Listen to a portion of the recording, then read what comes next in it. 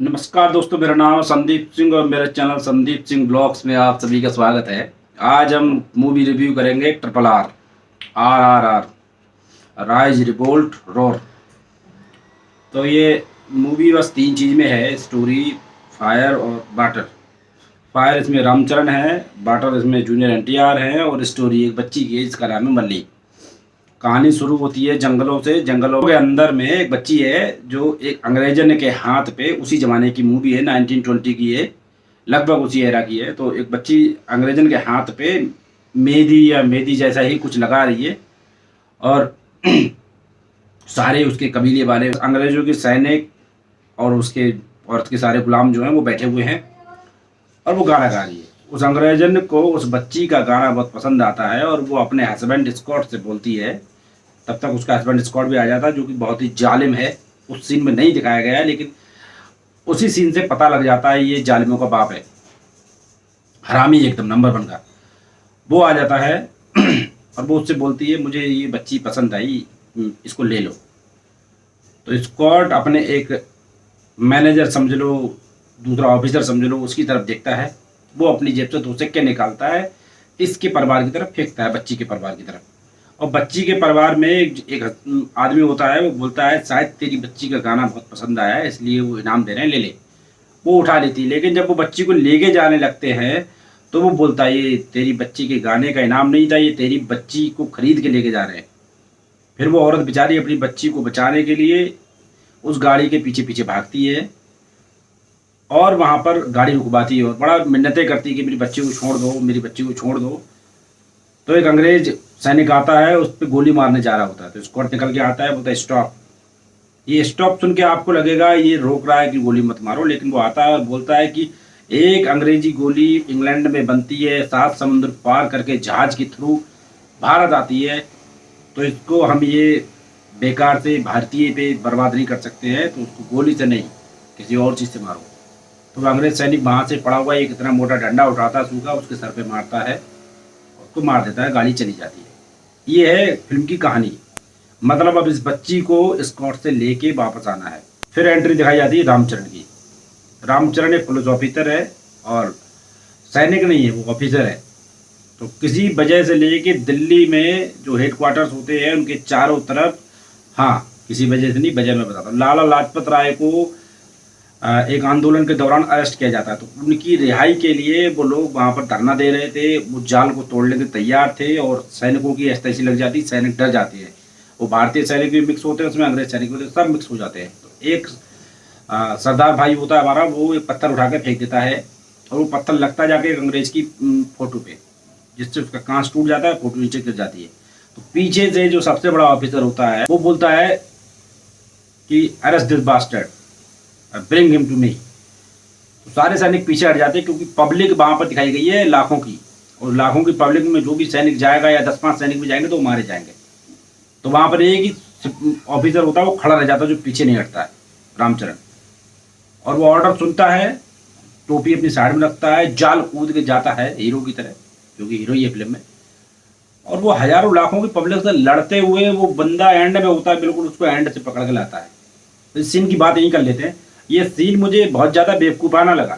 SS राजा मौली ने बाहुबली बनाई, बाहुबली के टाइम पे उन्होंने जो एक्शन सीन्स दिखाए थे वो समझ में इसलिए आ रहे थे कि वो बहुत ज़्यादा पुराने टाइम की थी और उन्होंने थोड़े से पेड़ पे चढ़ने वाले सीन, काले को मारने वाले सीन, या वो मशीनरी ऐसी दिखाई थी उसमें, तो जो थोड़ा सा विश्वास करने में आ रहा था। लेकिन इसमें जो ये सीन उन्होंने दिखाया कि एक बंदा अकेले जाल कूद जाता है, जाल कूद सकता है लेकिन वो लाखों की पब्लिक में लड़ जाता है। हालांकि वो पिटता हुआ दिखाया जाता है, उस पर पब्लिक पत्थर भी मारती है, डंडे भी मारती है, लेकिन वो डंडे पत्थर खाते हुए भी उस बंदे को, जो बंदा लाखों की भीड़ के लास्ट में था, वहां से पकड़ के लेके लाके पुलिस के हवाले कर देता है।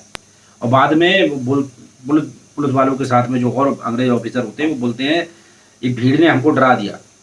तो वो ऑफिसर बोलता है भीड़ मुझे नहीं डराती है जितना ये ऑफिसर डराता है। और वो फिर खड़ा हो जाता है, इतना पत्थर सर पे लगा है, डंडे लगे हैं हाथ पैरों में, वो बंदा गिरने की जगह खड़ा हो जाता है, फिर वो खड़ा रहता है वहीं पर। तो ये सीन मुझे एक तरह से गप लगा। इस सीन को थोड़ा सा रियलिस्टिक बनाना चाहिए था, क्योंकि फिल्म इन्होंने 1920 के एरा में बनाई है, ना कि कोई जादूगरी वाली फिल्म बनाई है। इसके बाद में फायर की स्टोरी हो गई बच्ची वाली मल्ली की। ये फायर हो गया रामचरण की, फायर की तरह दिखाया गया कि जाता है पब्लिक में से लेके आ जाता है उसको। और ये अष्टोक्ति अलंकार में सीन दिखाया, ऐसा तो राजा मौली नहीं दिखाना चाहिए था, कुछ कम या कुछ तोड़ मरोड़ के दिखाना चाहिए था। इस तरह से इन्होंने जो दिखाया वो गप्पी लगी, तो मतलब फिर फिल्म से थोड़ा सा विश्वास हटा। ये स्टोरी तो चलो ठीक है, लेकिन क्यों किया। फिर आता है बाटर, जूनियर एनटीआर का तीसरा आर में जूनियर एनटीआर का भी जो स्टार्टिंग दिखाया जाता है वो एक्शन सीन से दिखाया जाता है। उससे पहले इनका थोड़ा सा इंट्रो दिया जाता है। एक निजाम का नुमाइंदा अंग्रेज ऑफिसर के पास में आता है जो 2 सिक्के फेंकता है उसके पास में, और ये 2 सिक्के वाला अंग्रेज मैं बताता हूँ, आपने इसको हर जगह देखा, कपिल शर्मा शो में देखा है, कपिल की फिरंगी मूवी में देखा है, लगान मूवी में देखा है, और एक और अभी आई थी ठग्स ऑफ हिंदुस्तान, उसमें भी देखा है, और उसमें भी देखा है, अक्षय कुमार की केसरी में भी देखा है। तो ये वही अंग्रेज है, ये कॉमेडी भी बहुत अच्छी करता है, ये जालिम भी बहुत अच्छा बनता है, तो ये इसमें जालिम ही बना है और अच्छा जालिम बना है। तो उसके बाद आगे मिन्नतें बोलते हैं कि आपके साहब अभी जंगलों में गए थे तो कबीले से एक बच्ची को लेके आ गए, तो कृपया उस बच्ची को आप वापस कर दें। तो बोलता है क्यों वापस कर दें, ऐसे क्या है, डरा जाएगा क्या, इनसे डर जाए हम, ये क्या करेंगे। उन्हें ये ट्राइब हैं, ये भेड़ के झुंड की तरह होते हैं, ये भेड़ की तरह रहते हैं, और अगर भेड़ के झुंड से एक मेमना निकल जाता है तो ये बौखला जाते हैं, और अभी वही हुआ है, आपके साहब एक बच्ची को लेके आ गए, पूरा झुंड बौखलाया हुआ है, तो उन्हें तो जो पूरे झुंड से डर जाए हम। अंग्रेज के पास में एक दूसरा ट्रांसलेटर खड़ा होता है, वो ये सब बातें हिंदी में ट्रांसलेट करके बता रहा होता है उसको, और उसकी बातें ट्रांसलेट करके इंग्लिश में अंग्रेज को बता रहा होता है। तो बोलता है क्या होता है साहब, हर भेड़ के झुंड का एक गड़रिया होता है, और वो गड़रिया अपने भेड़ के झुंड के एक एक बच्चे को, एक एक भेड़ को सुरक्षित करने के लिए कुछ भी कर सकता है। तो वो गड़रिया इस बच्ची को बचाने के लिए दिल्ली के जंगलों में पहुंच चुका है, और वो कब स्कॉट के महल पे पहुंचेगा कुछ नहीं पता है। तो मेरा तो अनुरोध यही है कि आप इसको छोड़ दें, निजाम का भी ऐसा ही मानना है और बाकी पुलिस वालों का भी ऐसा ही मानना है, बाकी आप देख लो। वो ये धमकी देके जाते। फिर एनटीआर का सीन शुरू होता है। एनटीआर ने शेर और भेड़िए के लिए एक जाल बिछाया हुआ है, भेड़िया एनटीआर का पीछा करता है, एनटीआर खून में नहा रहा होता है, पहले एक लोटे में खून होता है, जिससे उसकी खुशबू भेड़िए तक जाए, शेर तक जाए। और फिर वो जो सीन दिखाया गया है ऐसे वाला, भेड़ वो लगाने वाला, वो शेर से लड़ने का नहीं है, शेर हमला नहीं कर रहा है, हमला कर रहा है, लेकिन वो शेर को जाल में फंसाया जा रहा है, और फिर ये शेर को जाल में फंसा लेते हैं। फिर इनकी एंट्री होती है एज ए मुसलमान अख्तर बन के, ये एक मुस्लिम फैमिली के यहाँ पर शरण लेते हैं, उसके यहाँ पर गाड़ी रिपेयर का काम करते हैं, और फिर इनको अंग्रेज धुनता है, बहुत मारता है कि वो उसको बुलेट रिजर्व में लगा रखी थी उसने, और बुलेट में उसको लगता है बुलेट में कुछ खराबी आ गई है, तो ये बुलेट को रिजर्व से हटा के एक किक मारते हैं, साथ में जो अंग्रेजन होती है वो हंसने लगती है, उस पर वो क्लस जाता है तानाशाही, और बहुत मारता है। तो वो अंग्रेज बोलता भी है कि वो एनटीआर के घर वाले जो मुस्लिम फैमिली होती है वो बोलती है बेटा कब तक तू ऐसे सहेगा, तो बोलता जब तक मुझे मल्ली नहीं मिल जाती, मेरी बहन नहीं मिल जाती, तब तक मैं ऐसे सहूँगा, क्योंकि अगर मैंने अभी कुछ भी किया तो इनको पता लग जाएगा कि मैं कौन हूँ, और वो मैं अपनी बहन को नहीं कर पाऊंगा। यही कहानी होती है। फिर एनटीआर और रामचरण की दोस्ती होती है। इधर एनटीआर पे इनाम लगाया जाता है कि जो भी इसको जिंदा पकड़ के लाएगा उसको स्पेशल ऑफिसर बनाया जाएगा, मुर्दा लाएगा तो उसको बाउंटी दी जाएगी। रामचरण वो जिम्मा लेते हैं। रामचरण को एनटीआर का एक भाई जो होता है वो मिल भी जाता है, लेकिन वो भाग जाता है।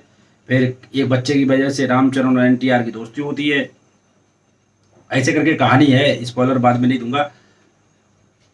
और फिर वो नाचो नाचो गाना आता है। नाचो नाचो गाना एक अच्छी स्क्रिप्ट पे, मतलब अच्छे पॉइंट पे जाके दिया गया है, बड़ा मज़ा आता है सुनने में गाने को।